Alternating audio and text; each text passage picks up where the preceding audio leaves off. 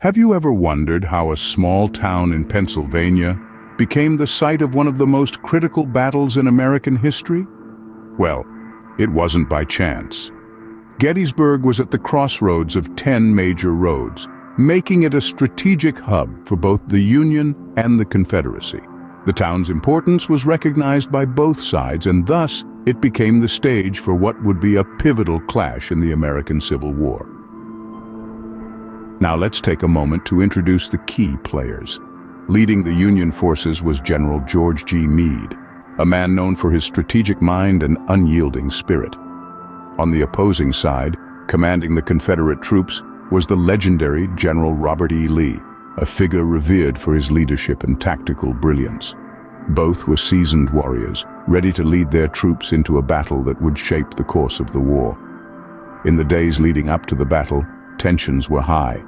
The Confederacy, fresh off a victory at Chancellorsville, was emboldened and eager to carry their momentum northward. The Union, on the other hand, was determined to halt their advance and protect their territory. Both sides understood the significance of Gettysburg and were prepared to fight tooth and nail for control of the town. Yet, despite the strategic importance and the determination of the troops, there was an element of uncertainty. The battle was not planned, but rather, it was a chance encounter that escalated quickly. The Union's cavalry division, under the command of General John Buford, arrived in Gettysburg on June 30, 1863, and spotted elements of the Confederate Army. Recognizing the strategic importance of the town's terrain, Buford decided to stay and hold the ground.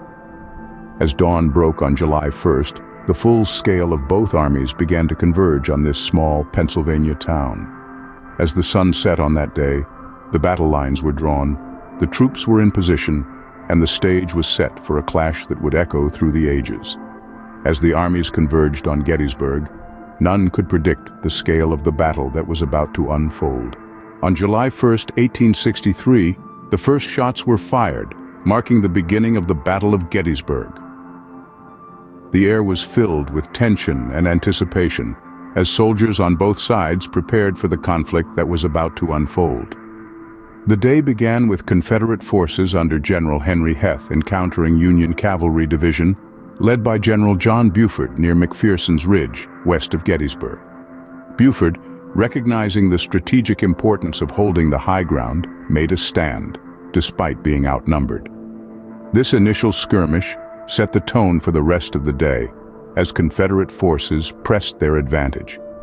The Union forces, however, were determined, putting up a fierce resistance, stalling the Confederate advance long enough for Union reinforcements to arrive. As the day progressed, the battle intensified. The Confederates launched a series of attacks, pushing the Union forces back through the town of Gettysburg and onto Cemetery Hill. By the end of the day, the Confederates had made significant gains, seizing control of the town and leaving the Union forces in a precarious position. Behind the scenes, strategic decisions were being made that would shape the course of the battle.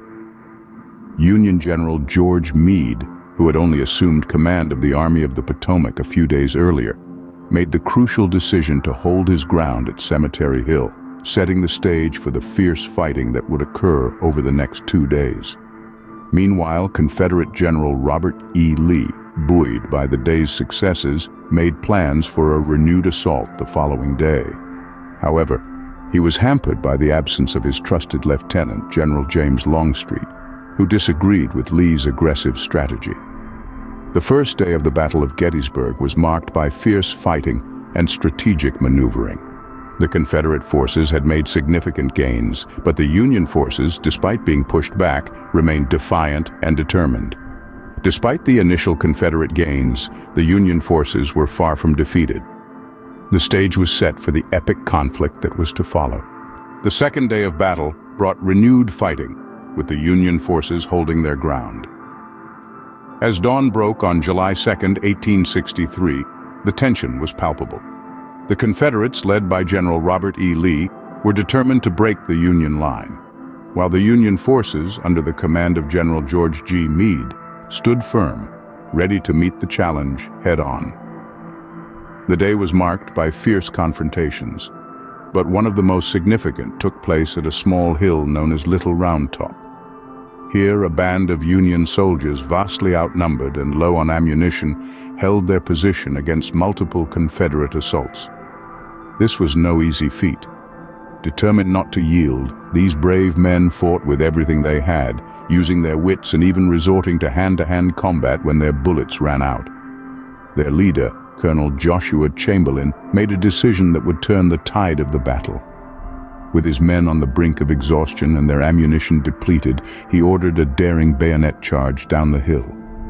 This unexpected move caught the Confederates off guard, forcing them to retreat and securing a crucial victory for the Union. This successful defense of Little Roundtop was a turning point in the Battle of Gettysburg. It not only boosted the morale of the Union forces, but also denied the Confederates a strategic advantage. Had the Confederates taken Little Roundtop, they would have had a clear line of fire on the Union forces. Instead, the Union's successful defense highlighted their resilience and determination. As the sun set on the second day, both sides were preparing for what would become the final and most decisive day of the battle. The Union's successful defense of Little Roundtop had shifted the momentum in their favor, yet the outcome of this epic battle was far from certain. As the night fell on Gettysburg, the soldiers braced themselves for the fight of their lives, knowing that the future of their nation hung in the balance. July 3, 1863, dawned with an air of anticipation. The Confederates were preparing for a massive assault, known to history as Pickett's Charge. As the sun rose on that fateful day, the Confederate forces, under the command of General Robert E. Lee, were gearing up for what would be a decisive push. This assault, led by General George Pickett, involved some 15,000 men marching across an open field towards the Union line on Cemetery Ridge. The plan was bold, audacious even, with the goal of breaking the Union center and turning the tide of the battle in favor of the Confederates. However, despite their gallant charge, the Confederate forces were met with devastating artillery and rifle fire from the Union lines. The Union soldiers, well entrenched and prepared for the assault, unleashed a storm of lead that cut down the Confederate ranks. Pickett's charge, as valiant as it was, ended in a disastrous failure. The Confederate forces suffered heavy casualties, with over half of Pickett's men either killed, wounded, or captured. This unsuccessful assault marked a significant loss for the Confederates and a major victory for the Union. The Confederate dream of a decisive victory on Union soil was shattered, and with it, the momentum they had gained in the early years of the war began to wane.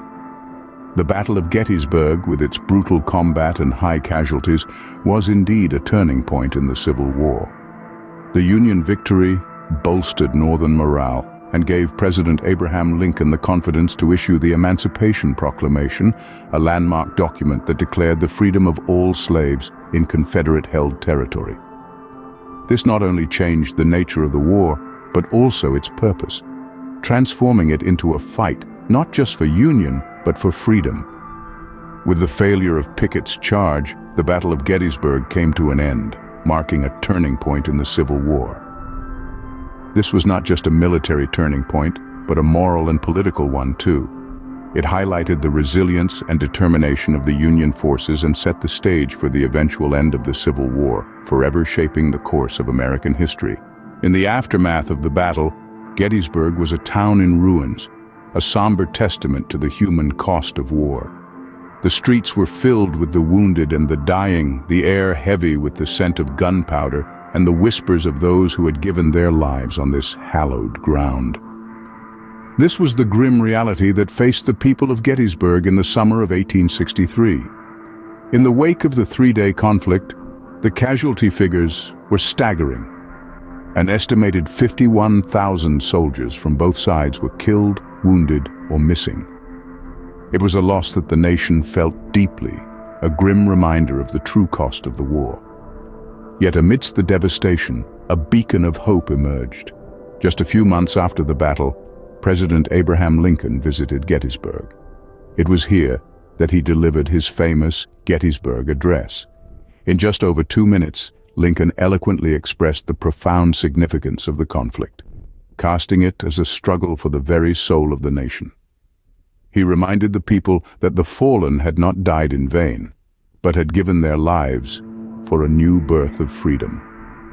As we reflect on the Battle of Gettysburg, we not only remember the carnage and the loss, but also the courage, the sacrifice, and the determination that defined this pivotal moment in American history. The battle marked a turning point in the Civil War, shifting the momentum towards the Union and setting the stage for the eventual defeat of the Confederacy. Even today, the echoes of Gettysburg can still be felt. The battlefields, the monuments, and the graves serve as silent reminders of a time when the fate of a nation hung in the balance. They remind us of the high price of freedom and the enduring spirit of a nation. The Battle of Gettysburg, a turning point in the Civil War, continues to resonate in our collective memory, reminding us of the high price of freedom and the enduring spirit of a nation.